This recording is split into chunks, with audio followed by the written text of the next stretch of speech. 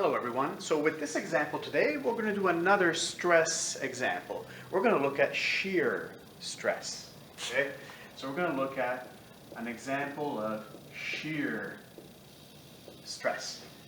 You found this video because it was linked for you in the lecture related to, I wonder what it was related to. It doesn't matter because I've linked it for you in the description below, so go check it out.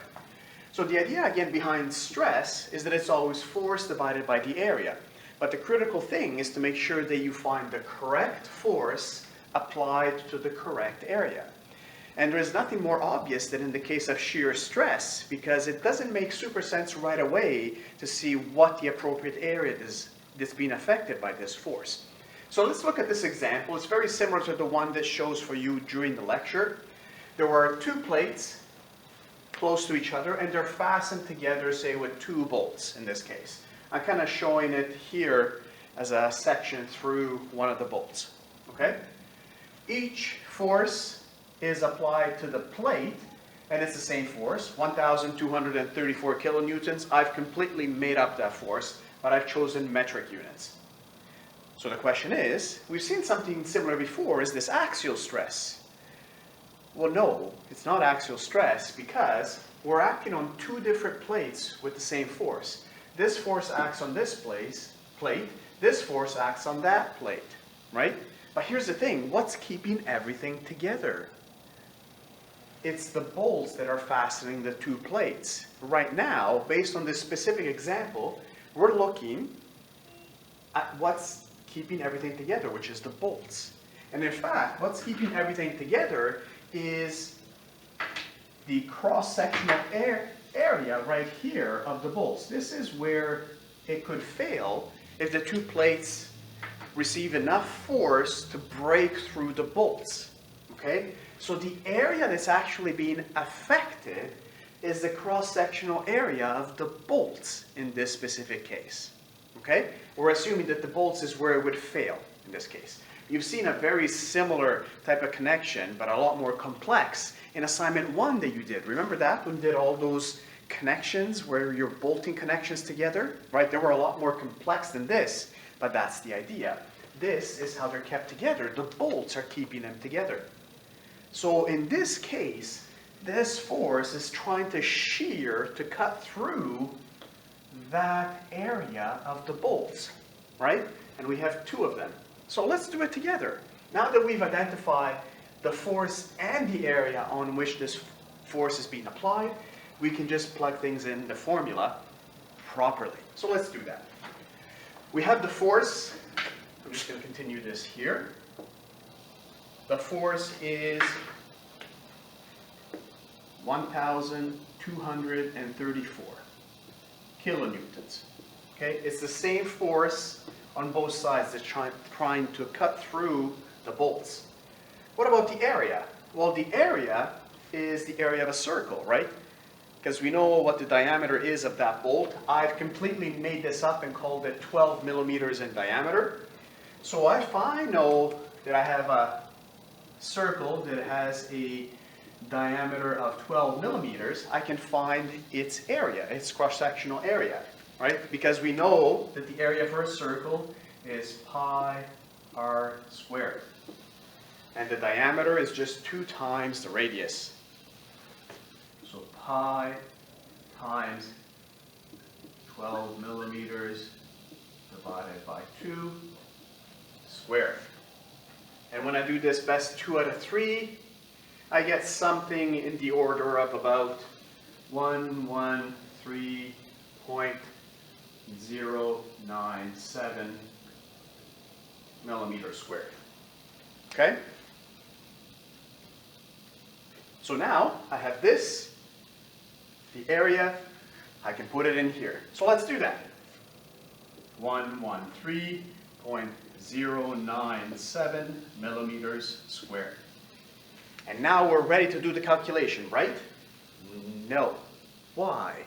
Well, first of all, the units don't work out. Remember when we did axial stress?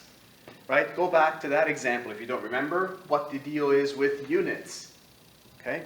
But even before we do that, and this, what I'm about to show you, is a common goofy mistake that gets made in these type of connections, especially when we're starting out, is this area is for 1 bolt. How many bolts are in this connection?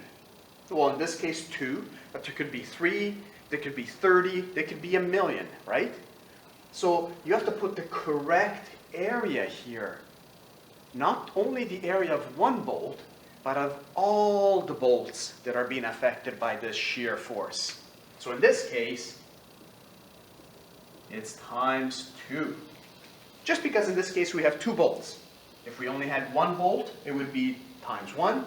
If we had 3 bolts, it would be times 3. If we had 5 bolts, it would be times 5. You see how this goes? Great. Now we can do this calculation, right? No, because we have to figure out units. Kilonewtons at the numerator, millimeters squared at the denominator. And as I've given to you in this specific case, the units typically for stress in structural engineering, metric units, either in kPa or MPa, where kilopascals is kilonewtons per meter squared, megapascals is newtons per millimeter squared. So we have a choice how to rearrange this, okay, to make the units work out for a proper unit of stress. Now, for a test or an exam, you would be asked to give a specific unit, so you would know how to do that, or you would have to pick from, say, a selection of possible answers where only one of them uses the correct magnitude, that is the correct number, and the correct set of units. So in this case, I could convert this to newtons and keep that to get MPa, or I could convert this to meters squared and keep that to get kPa. I prefer to not play around too much with units that have an exponent. Keeps me sane. So instead I'm going to convert that to newtons. And to convert it to newtons, because it's kilonewtons, I multiply by 1,000. So all I'm going to do then is remind myself that I'm going to be multiplying that by 1,000. 1,000 newtons per kilonewton, right? Because that's the conversion. There are 1,000 newtons in 1 kilonewton. And now I'm going to be left with newtons at the numerator, millimeters squared at the denominator. And when I work this all out, what do I get? Best 2 out of 3, I get something in the order of 5,455.470 Newton per millimeter squared, which is the same as 5,455.470 MPa. Okay?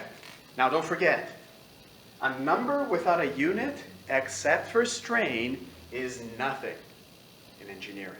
Okay? You always have to say what that number is to qualify it. Okay? So that's it. That's all there is to it in terms of doing shear stress. The critical thing when it comes to shear stress is this. You have to find out the force and the area to make sure that the correct area is selected as it applies to the force. In our case for shear, it was the cross-sectional area of all the bolts. All the bolts. All right? I hope this was helpful to you. I want to thank you so much for your time. Take care, and don't forget the lecture is linked for you in the description of this video. Have a lovely day.